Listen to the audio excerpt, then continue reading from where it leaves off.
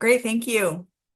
Hi, everyone. We are so excited to be here today. I'm just going to give a quick intro. I'm Kelly Goto, and I'm a 50-something Japanese American fourth generation with shoulder-length hair. I go by the pronouns she, her, and I have thick glasses that make me look smart. I have a quick background also, just so you get a sense of who I am. I have been in the field of user experience and have a company that's been around for 22 years that focuses on integrating design and research into the process. Our focus area has been on aging and accessibility for the last 15 years. And we have many, many clients that we work with in the space for this type of product and digital creation. Colin, handing it off to you. Hi everyone, my name is Colin Wong and I'm working as an accessibility consultant with Goto Media. And Kelly and my pronouns are he, him, and I have short brown hair and am a Chinese American wearing a black jacket. Kelly and I have had the opportunity to work together for over 10 years at this point, and during that time, I've received my master's in orientation and mobility with the emphasis on blindness education, and currently working on my PhD in educational leadership. So I'm glad to be here today, and we're happy to be able to join from the beautiful city of Seattle.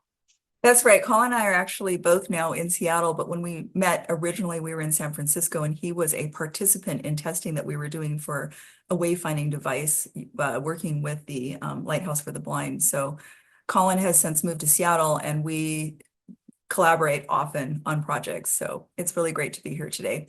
So we're talking about AI as an ally, and the gist of what we're talking about is not scary AI, but sort of what's happening now, but how we have been using it, and actually for the last few years using AI technologies to assist in the development process and the co-creation process, and early and often in that process from the get-go. So we're hoping to demystify some of these tools and allow you to understand how you can use it in your daily practice.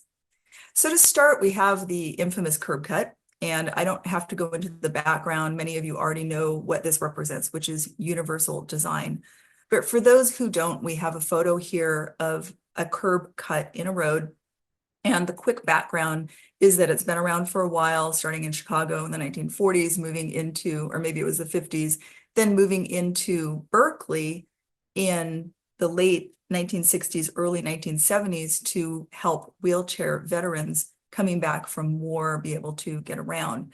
But the beauty of what the curb cut represents is designing with that accessibility in mind, yet creating something that everyone can use in a mainstream way. If you have skateboards, or if you're on a bike or whatever, everyone can use it. So while that is still kind of an inspiration for the work that we do, we have realized that both inclusive design and using terms like equitable design get into the reality of designing systems that work for everyone in a multimodal way.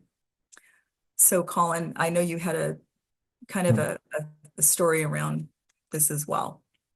Yeah, equitable design really makes things much more accessible.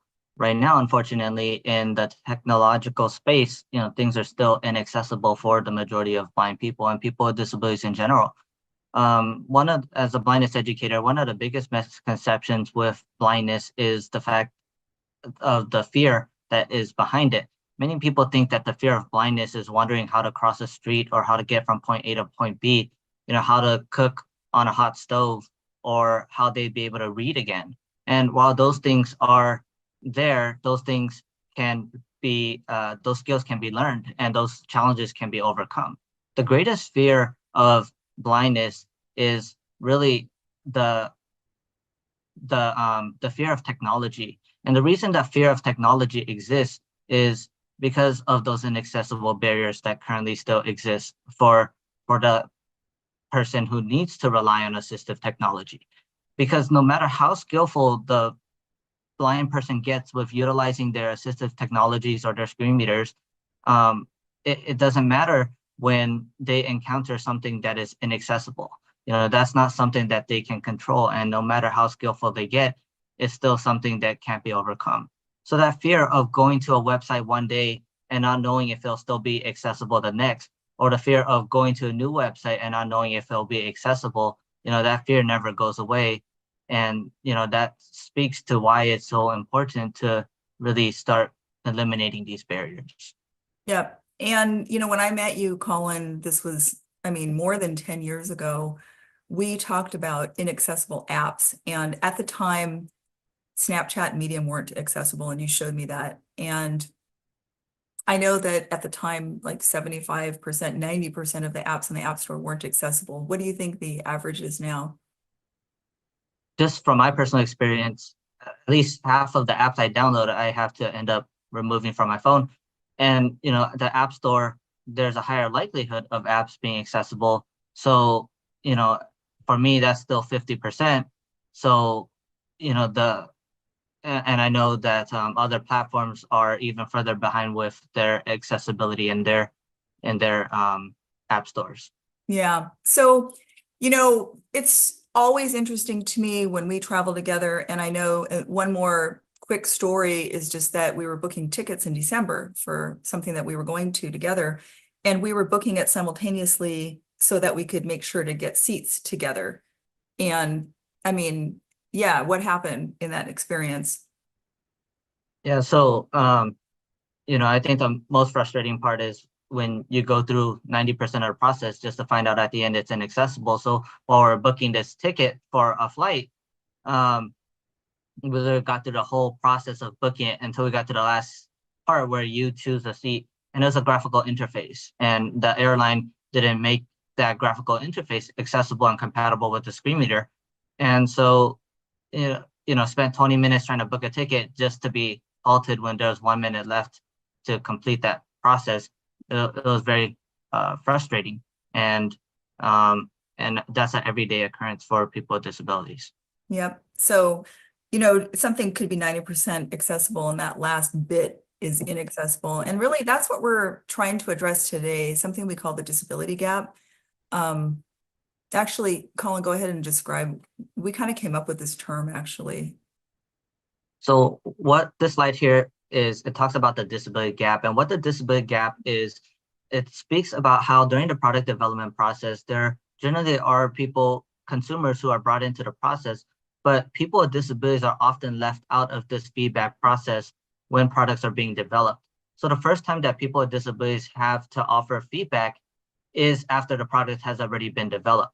The challenging thing with this is when a product or a website is developed off of an inaccessible platform, it's basically impossible or very, very challenging to retroactively backwards engineer and make that product accessible.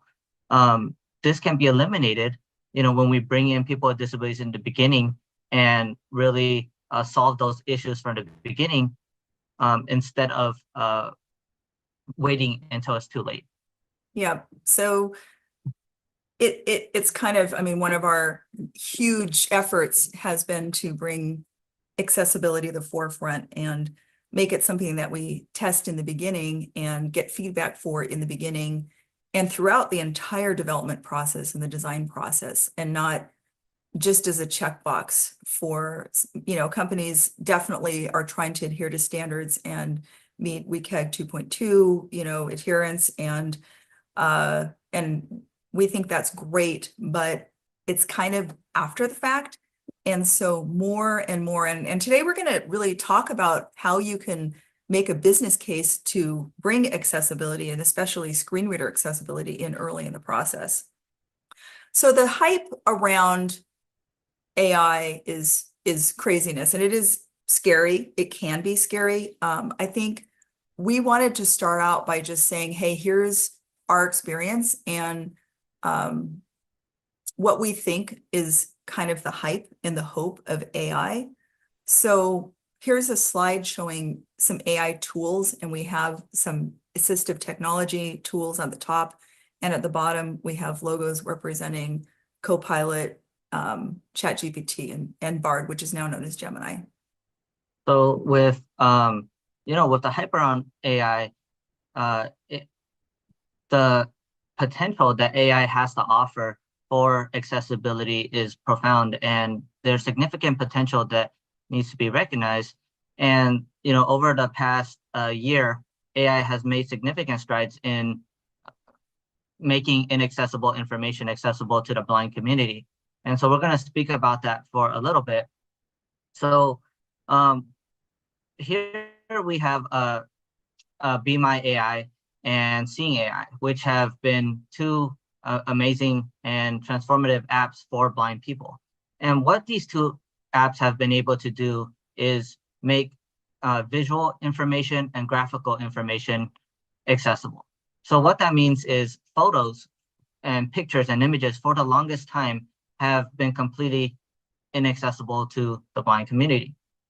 The challenging thing is, in society, pictures mean so much more than just an image. Pictures represent something. It evokes an emotion. It brings memories back. And, there are so many memories that are tied back to when you just look back at a picture. And, um, and for historically, blind people have been unable to participate in that process of being able to look back at a memory with someone that they care about, and think about how important a wedding photo is or a baby picture is to you. So right here we have a picture of my dog and my cat Wednesday and Raindrop, who are snuggling together. My wife sent me this picture, and generally what she's had to do is when she sends me a picture, she writes a little photo description at the end and describes it. And that's the way that I historically access that information. But with the advent of AI, I'm able to upload the photo and have it generate a photo description for me. And this becomes an independent process where I am able to access the photo without having to rely or depend on other people to access that information. And that's such a powerful thing to do, to be able to access information and technology in an accessible manner. So, credit should be given to Be My AI and Seeing AI, which is developed by Microsoft. These technologies are great, and I know for the blind community and for myself, they've changed the lives of so many people of being able to evoke these powerful memories and emotions through photos in such a new and unique way. But this is also the first step. I think it's important to recognize, how great these apps are, but the challenge is that these apps are meant and designed for blind people. And while, credit should be given to apps that are designed for blind people, it takes a lot of work to design those things. The next step that we have to start looking at is how to access, how we can make sure that people with disabilities can access mainstream technology as well, and start using the technology that their peers, their colleagues, and their family members are also using. And that's the powerful thing about Bard, which is now known as Gemini, and Copilot, because you can do the same thing where you can upload a picture to Gemini or Bard and get a photo description as well. And when we're talking about accessibility, I think this is where things should be emphasized, is making sure that the mainstream technology is also the same technology that people with disabilities are using, rather than the specific specialized technology that is in the corner. When we're talking about equal participation or equitable participation, it's making sure that people with disabilities have options, and the options to use the same thing that their peers are using. And so, one way that we can really start making sure that mainstream technology is accessible is by building in inclusive product development process, which Kelly will expand upon. Yeah, what was so interesting when Seeing AI and Be My AI introduced the new features using GPT-4, I was so excited, and I texted Colin. I said, hey, have you gotten this yet? Because you had to be on a list to use it. And I was so excited. I drove over and I wanted to test it and see how it was being used in real time. And that wasn't what was exciting to Colin at all. And he was like, yeah, this is great. And it was great. But what was so exciting was just being able to use these tools that everyone's using and having it work. And so I just want to emphasize that, yes, it's great to have assistive technology and specific tools, but to Colin's point, using mainstream technology to meet needs, and obviously AI can be used to assist in alt tags and photo description and all kinds of things. And so we're so excited about that, but making it work for everyone, this is really where we should be headed. So kind of there's a quote here, and I'll just read it. Good designers are good listeners. They start by understanding and not solving. So the earmark of, good design is understanding, not just trying to solve someone's problem, but understanding what issues they're having, what are the barriers they're facing, and how can we create kind of smoothing technologies or streamline the process so that we can make that an easier and better experience. So we're going to talk now about the hope behind these processes, and what we hope to leave with you today is a process that you can incorporate in the next product development cycle that you guys are working on. So the question here's a quote in a word bubble that just says, how do we include people with disabilities from the beginning of the design process? And a lot of that is getting approval. A lot of that is understanding kind of, again, there's a barrier for people without disabilities, maybe that aren't familiar with this process, to feel like this is overwhelming. And we're going to try and demystify the process in the next 20, 30 minutes so that you understand that you can do this and that you can bring people in from the beginning. It doesn't have to be a huge effort.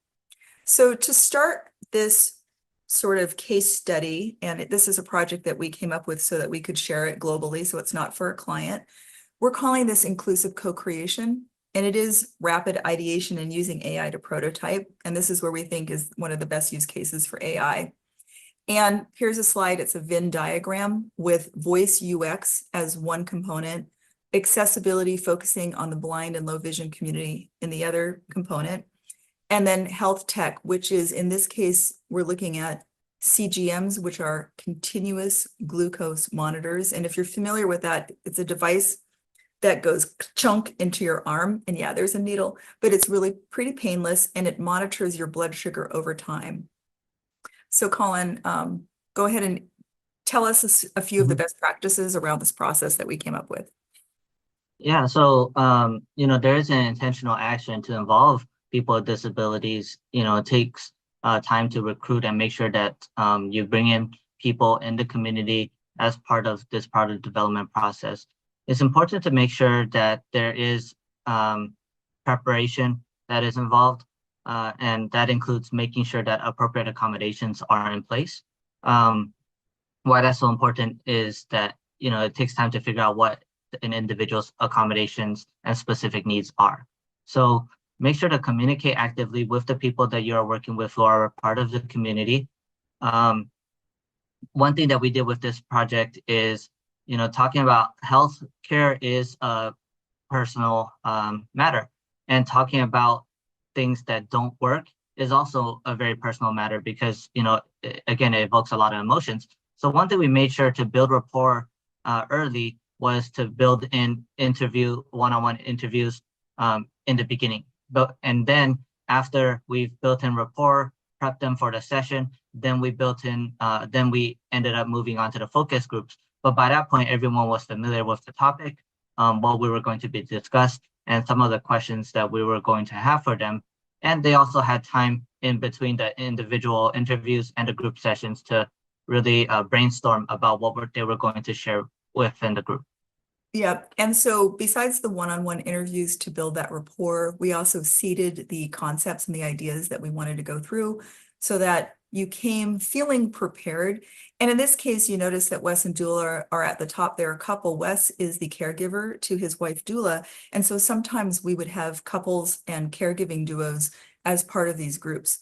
We did try and do larger groups of 8 to 10 people and split into 2 rooms and have brainstorming in each room. And it kind of was a little bit of a nightmare to collect back that information. And we ended up realizing that small groups are absolutely fine, but we don't want to create too many variables in the technology and make sure that it just continues in one session. So we kept the groups small in this case. So we recruited individuals from all over the US who have diabetes. Diabetic retinopathy is one of the biggest causes of blindness in older age adults. And so it is extremely relevant for the community. And so we blended these three things. And so the big question here, and this is a slide that says the good and the bad, where are CGMs failing? So we wanted to understand pain points and barriers. And in this case, we went ahead and transcribed the one-on-one interviews and started pulling out. And in this case, we used Dovetail to code our data. And we were able to code the barriers along the way. And so that's the starting point, is figuring out what are the pain. The arrow is saying it's steady. If she looks at this, the screen reader is going to say 152 and steady. But if you look at that graph, it's got an arch there. It's actually dropping now. It went up and now it's dropping. So that's a video clip of one of the participants explaining that from a screen reader perspective, the blood sugar level is reading at 152 and he's holding a phone up showing what's happening. But the graphical element that isn't being read by the screen reader is actually a chart that's dropping. And so if she were to ask her device, please read my blood sugar level, it would just say 152 and steady. But the truth is that it's dropping. And so the screen reader is not getting the accurate information. And so that's obviously a problem, especially at night, if you could go into a diabetic coma. So the other side of the process is to start brainstorming on what could be improved and creating what we call wish list items. And so we both seeded this idea in the interview, and then we wanted the participants to come into the sessions with ideas that they wanted to throw out and communicate. And we actually did not say, hey, they had to be voice oriented, but we ended up with a lot of voice oriented solutions. So in this case, there's 3 screenshots with coded data using Dovetail. One of them is about streamlined communication between a caregiver and patient. Another is ease of use with verbal commands. And then another is maybe an auditory, reminder. And so these are wish list items that we then put into what we call idea spaces. And so this can be done with stickies. It can be done in a Miro board if you have a remote team. But the idea is taking all of the both problems and the barriers, looking at the wish list items, and then creating concepts that we might want to prototype out and see if we can get to a solution pretty quickly. So in this case, we have a caregiver app, voice response, some kind of configurable alarm, audio graphs, and then a better QR code. And so we did decide, and we were planning on and hoping that some voice interaction would come up because we wanted to test out some voice prototyping tools. So just quickly, I'm going to stop and talk about voice. And it's I think, important to understand multimodal experiences. And Colin and I have talked a lot about this with equitable design, is being able to access something in many different ways. So you never know what situation you're going to be in if it is at a crowded bar and you can't hear. And so the captions on the screen are super helpful and important. In the case where voice becomes more important, especially in the aging community, I actually have a neighbor that lives right next door to me here, and she fell down on a Saturday, and her daughter didn't find her until Sunday evening. And I was right here, and I didn't know that she had fallen. In this case, we ended up getting her now a voice tool that she can, if she falls, she can actually talk into it, and she has caregivers. But it's sort of important for us to understand when and how these use cases come up, and that they affect not just people with disabilities and not just the aging, but everyone. So quickly, voice UX, we're talking about natural language processing plus artificial intelligence, AI. And that's really kind of the difference between this old-fashioned rules-based where you type in number 1, 2, and it's very prescribed, to intent-based, which is natural language. And the reason why that's important to think about natural language processing and making sure that whatever you're designing is extensible across devices and in different situations is because when we work to create something that's accessible from a screen reader perspective, it will by default have content that is accessible in a voice perspective. And that creates kind of future-proofing what we want to be creating for devices, whether in the future you could be in a car, you could be in an elevator, you know, all these different things. We want to make sure that it is accessible. So that's kind of, you know, taking some of the layers off the scary AI and talking a little bit about natural language processing. So AI rapid prototyping is a slide next, and we're talking about creating scripts. And I think one of the best ways that we have incorporated AI is understanding how quickly we can get through certain copywriting efforts and create something that works. So in this case, we said, hey, can you create a detailed script for voice interaction between a user and their voice-enabled glucose monitoring device? It gets pretty, you start experimenting with the prompts and see what comes up. And then ChatGPT said, yeah, here's the script. And so we were able to take that script, and it kind of goes through an entire scenario of reading blood glucose levels.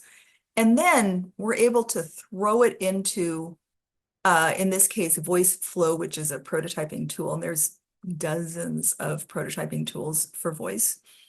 In this case, you know, we're really, really focusing just on this voice prototyping and starting with one modality. And here's the request from the participant.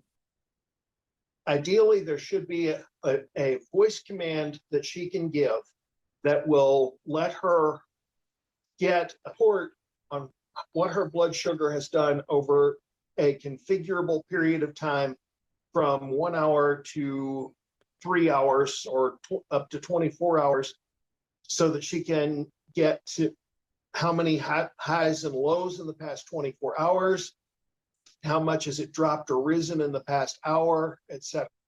So that was a really specific request to get some kind of Ideally, there configurable should be alarm. And so what we did, a configurable report. So what we did was we took the script and started prototyping it out. And we did all of this work in just a few days. So in total, this process took 3 weeks from beginning to end. So I think the other thing we want to stress is it doesn't have to take, you know, 6 to 8 weeks to complete something like this. It can be done in a really short time frame. And so we went ahead and prototyped. And the cool thing that's available now, and I know a lot of tools are starting to figure out, hey, how can I incorporate AI into our tool and make it better? And in this case, it is amazing because we were able to put in varying utterances and questions and start to seed the product interface with different ideas about how to ask that question. So you didn't have to learn a Q command by exact, you know, this is exactly how you have to say it. You have to have a wake word and all that. We could just use natural language. And it starts to understand and then build a library that continues to grow. And so that's really exciting. And in the end, after a couple days, we went ahead with this prototype. What are my sugars? Your sugar level is currently at 150 and slowly dropping. What are my sugars today? Your sugar levels averaged 140 for most of the day but dipped right before lunchtime. What have my sugars been like this month? In the last month, you have maintained more than 80% of your time in target. Good job. Would you like to hear more? Yes. Compared to last month, you only had 2 occasions where you were higher than 200. Would you like me to send an email with a full report? So that's kind of where we landed with this. And it was pretty amazing to be able to go through this process and fairly quickly make it into something tangible and testable. So in the end, there's a lot of takeaways. And Colin, what were some of the, I guess, main things? We have many things, but here's some of the highlights. One of the highlights is making sure that inclusive co-creation is part of the inclusive product development is part of the product development cycle. Bringing people who are a part of the community who will use the products in the future. One analogy I like to give is, consumers are brought in, even though there are product development experts. So, accessibility experts are needed on the team, but, it still doesn't cover all the use cases that consumers can think of. So it's important to bring those consumers in. Recognizing accommodations are important and necessary, and personalizing the experience. Those two things are very entwined, because you may have two blind people with the same level of vision, and they may require two completely different accommodations. One may require large print and the other may require Braille. So making sure that you do request accommodations ahead of time, so that when you are including people with disabilities in the process, that those accommodations are ready for them to have access to that space. The second takeaway that I had that I wanted to share was, Kelly asked, what is the biggest thing about accessibility that is frustrating? And so, the thing I told her, and the thing that I think is important to emphasize is, the thing that frustrates me the most is, every company always says that they're working on accessibility. And I think that's a great goal to have. But it's also important to remember that for people with disability, accessibility is not an option, it's a necessity. If something's not accessible, there's no way I can access the product. How often is a product developed and it's not accessible, but it's still launched? Imagine the backlash that a television company would get if that television could not turn on. Inherently it's broken, but accessibility often is seen as a parallel. If accessibility is not there, we'll fix it later. And so it's important that we do make sure that if it's not accessible, it is a broken product. Yep. And accommodations, sometimes I would hear that and I think, well, what exactly is an accommodation? And one of the things that we learned, and this is just an example, is to send documents in multiple ways and always ask. For instance, we needed to get legal sign off before we had these sessions remotely. And we also had to handle payment. And so a lot of people are okay with just sending out one format. Maybe it's a DocuSign.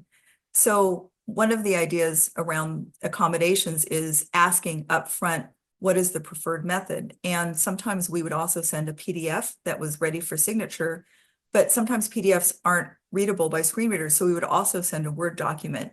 So don't assume that there is one way to send paperwork, as an example, or there's one way to get signatures. It may be a visual signature on a PDF that someone needs to get someone to help them sign, or maybe they need to read it first in a doc and then they can sign the PDF. So sometimes DocuSign's great and sometimes it doesn't work at all. So you have to just take that time to ask up front, make sure to provide options is the biggest piece. And here it's taking the time to listen.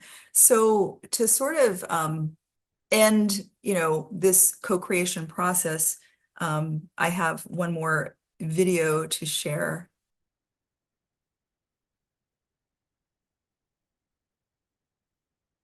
Does anyone have any other thoughts or feedback before we drop off? I just appreciate the fact that you're listening. Somebody's taking the time to listen. I would like to echo that sentiment. Same here.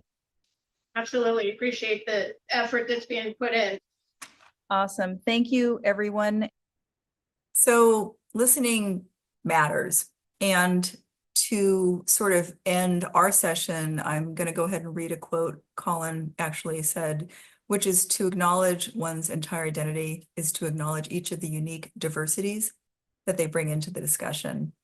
And there's, I think the saying is, there's nothing about us without us. Is that right, Colin, with the natural? Yeah. Yeah, that's a quote from the National Federation of the Blind. Yeah, so I've been so lucky to have Colin as my kind of wingman and helping us recruit within the community. But I think it's also been so helpful to have him sort of make sure that other people can be part of this conversation and he can bring in the community into this process.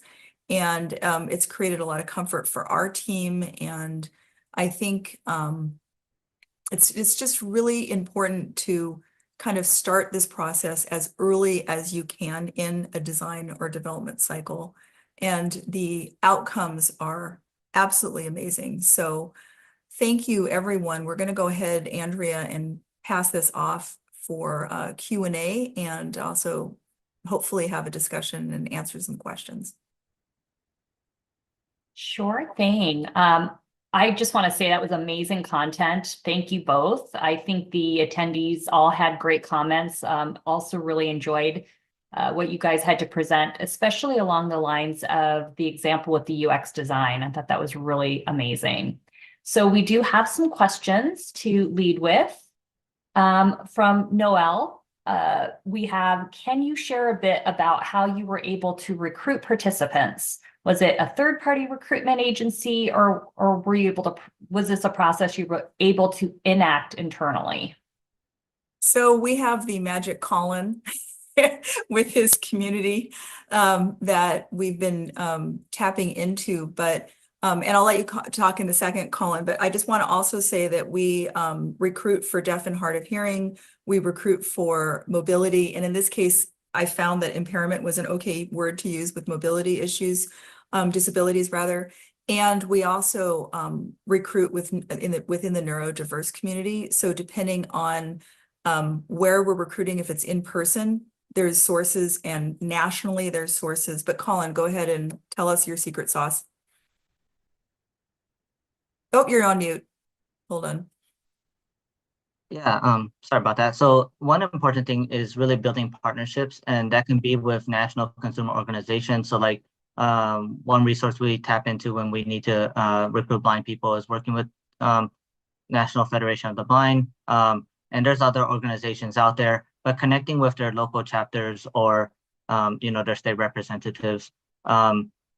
But again, I think building partnership is the key, because once you work with one person who's neurodiverse, then they can connect you with other people who are also neurodiverse, or maybe an organization that they belong to that can expand you into a more developed network.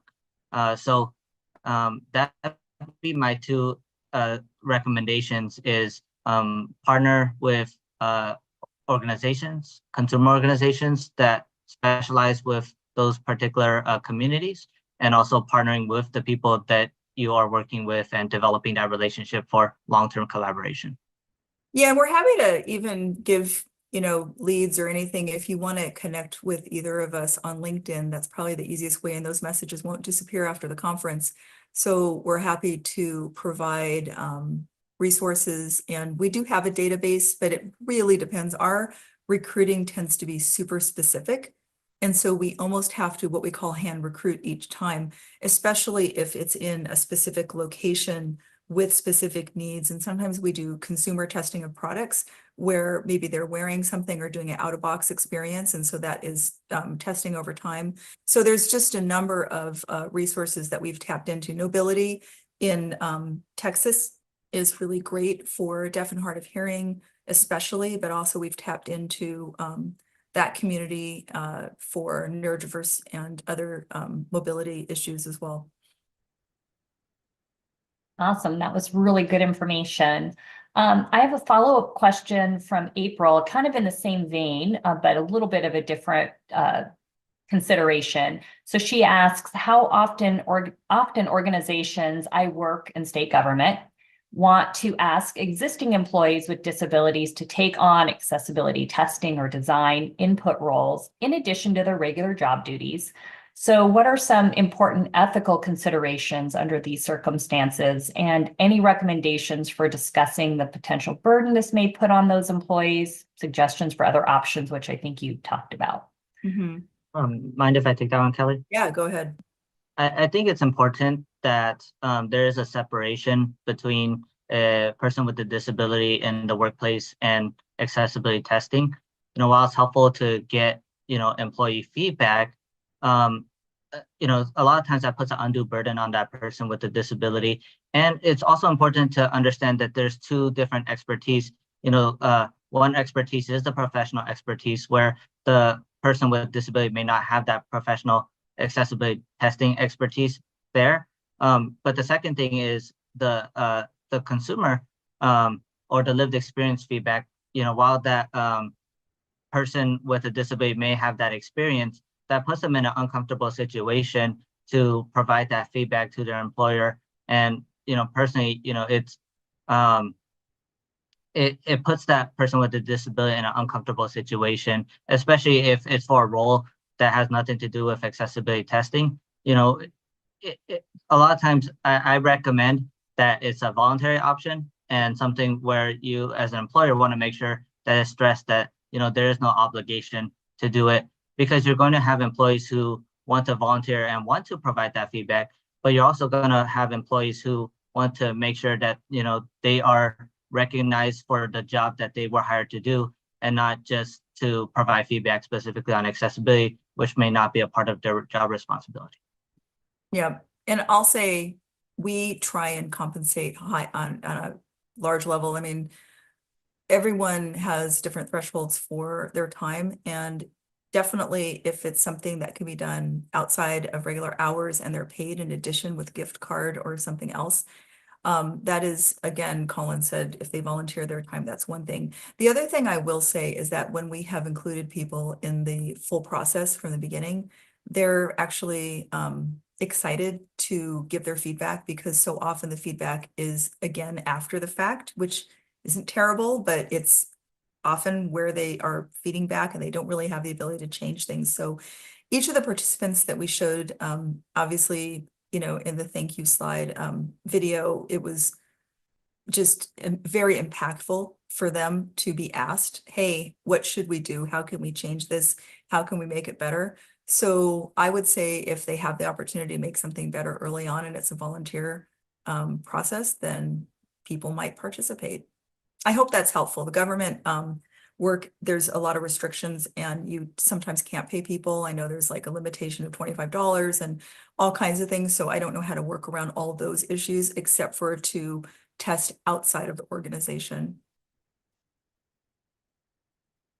Yeah, I mean, and I almost feel like too, if you're depending upon some of your workforce to do this accessibility input, testing, design, whatever it might be, it sort of almost seems like you're not taking that as something that you're proactively planning. It's almost like, well, we need to do something and we're going to use these resources that we know use screen readers or whatever the assistive technology is. So I think that also plays into it.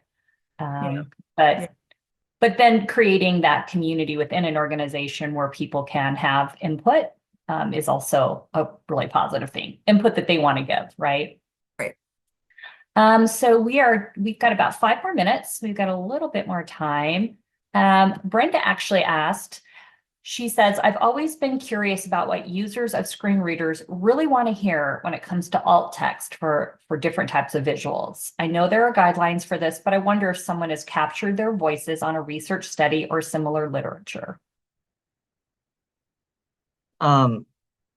We on Goto Media, we actually had an article that's on our website about some best practices for alt text. The important thing is that when you're writing alt text, that it represents what the photo is intending to demonstrate to the visual audience.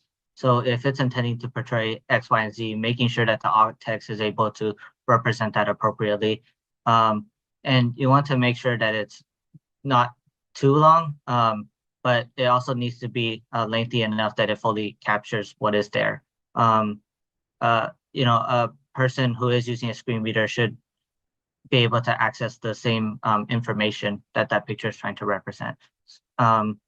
And so, for more detail, I definitely recommend checking out the Goto Media site for that article.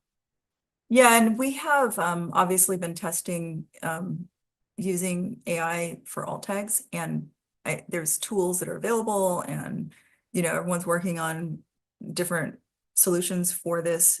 It will become automated as part of the design and development process eventually, but some of the tools appear and then they disappear. And so I think Bard, now Gemini, was giving 3 or 4 variables with alt tags, and we could select. And it's really interesting because the two tools that Colin was talking about in the beginning, the Seeing AI and Be My AI, one gave a really concise, this is a cup.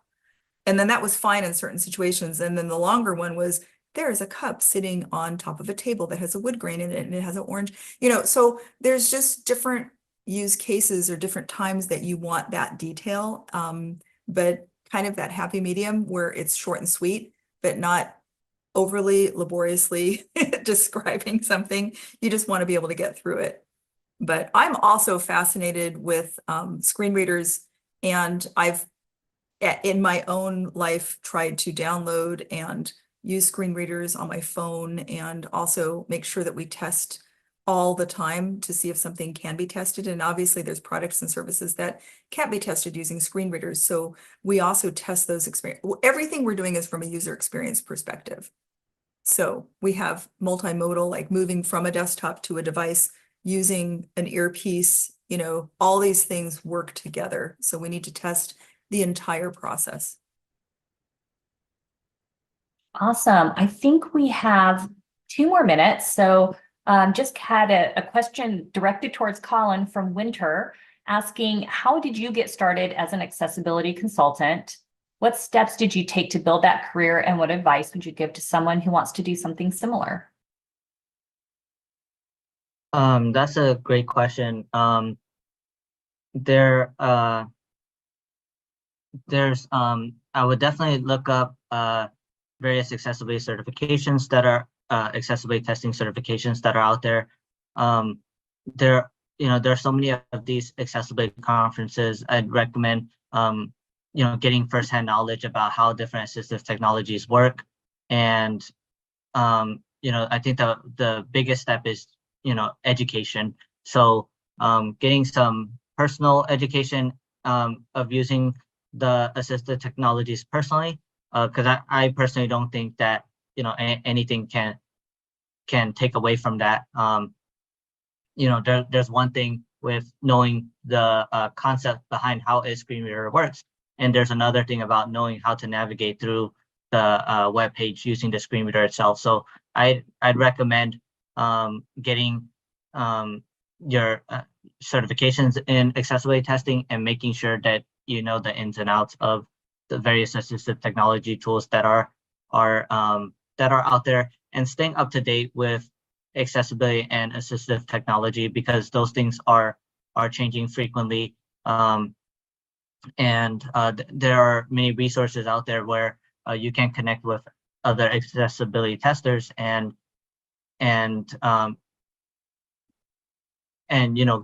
get some feedback from people who've been working in the field for many years. Yep. There's so much more. I mean, when Colin and I travel, I'm sort of amazed.